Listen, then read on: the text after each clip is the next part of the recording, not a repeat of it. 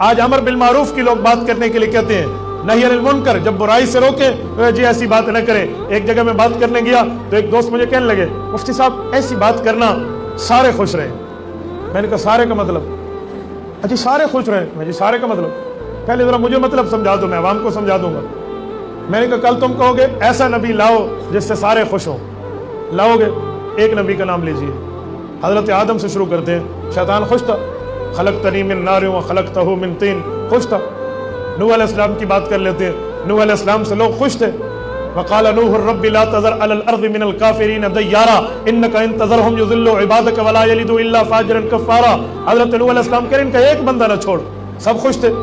حضرت ابراہیم علیہ السلام سے سب خوش تھے کہ چیخا کی آگ میں 40 دن وہاں رکھا، یہ تو اللہ نے اسے قلنا یا نار کونی بردا وسلاما علی ابراہیم کہہ کر اسے ٹھنڈا کر دیا، ان سے سارے خوش تھے۔ قبیلہ جرہم کی لڑائی حضرت اسماعیل علیہ السلام کے بعد یہ مکہ المکرمہ میں لڑتے ہوئے نظر نہیں آتی، ان سے سارے خوش تھے۔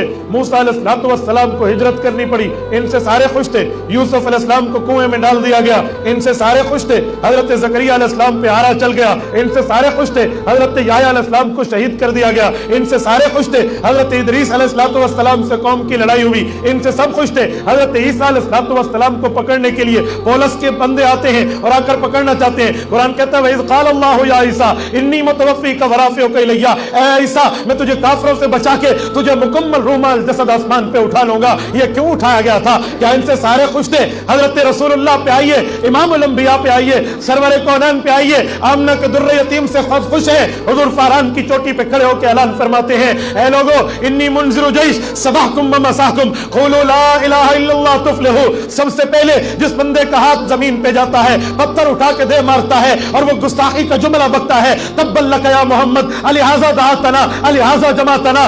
امت کے آسمان کے لوگوں نے وہ منظر دیکھا، یہ کوئی عام بندہ نہیں تھا، رسول اللہ کا سکا چچا ہے۔ ملتان کے دوستوں جب بھتیجے پہ سکا چچا پتھر اٹھا کے دے مارے، دوسروں نے قصور کرنی ہے، دوسروں نے نرمی کرنی ہے، دوسروں نے چھوڑ دینا ہے، یہ منظر رسول اللہ کے سامنے ہے۔ حضور پاک علیہ السلام کی دعوت دین دینے کی وجہ سے زنیرہ کی آنکھیں نکلی ہیں، سمیہ دو ٹکڑے ہوئے ہیں، خباب ابن عرط شولوں پہ لیٹے ہیں، بلال کو مکہ کی گلیوں میں گھسیٹا گیا ہے، زید ابن حارثہ کے ساتھ رسول اقدس نے طائف کی وادی میں پتھر برداشت کیے ہیں، رسول اللہ کے پاؤں مبارک یہ خون سے تر بتر ہو جاتے ہیں۔ حضرت امام ابن ہشام نے وہ لفظ لکھے ہیں، حضور پاک نے اللہ سے دعا کی اللہم انی اشکو الیک ضعف قوتی وقلت حیلتی واہوانی علی الناس کہہ کے حضور دعا کرتے ہیں۔ اگر سارے خوش ہوتے یوں پتھر برساتے، حضور ہجرت کر کے مدینہ آتے ہیں، مدینہ آنے کے بعد پیغمبر کی 11 سالہ مدینہ زندگی میں 27 بار تلوار لے کے مدینہ سے باہر رسول اللہ کو سفر کرنا پڑتا ہے۔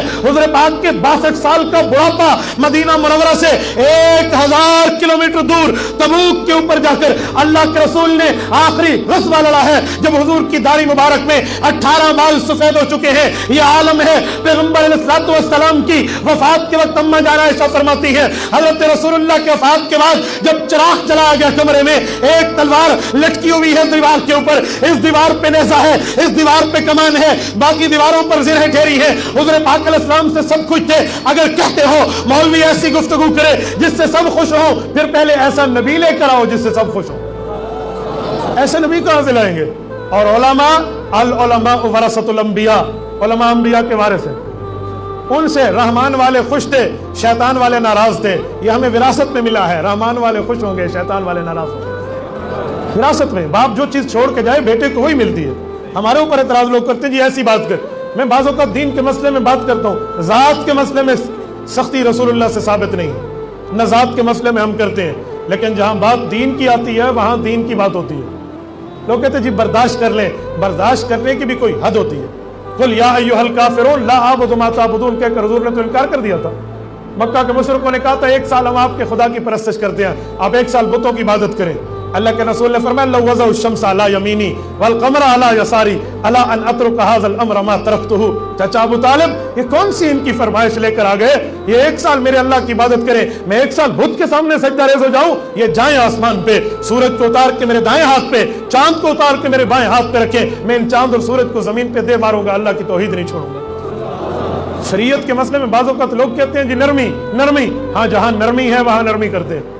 کوئی ہمیں گالی دے تو ہم تسبیح نکال کے کہیں گے بھئی آپ نے 1 گالی دی ہے، آپ 199 پوری کر کے 200 کر لو، پھر اس کے بعد بات کرنا۔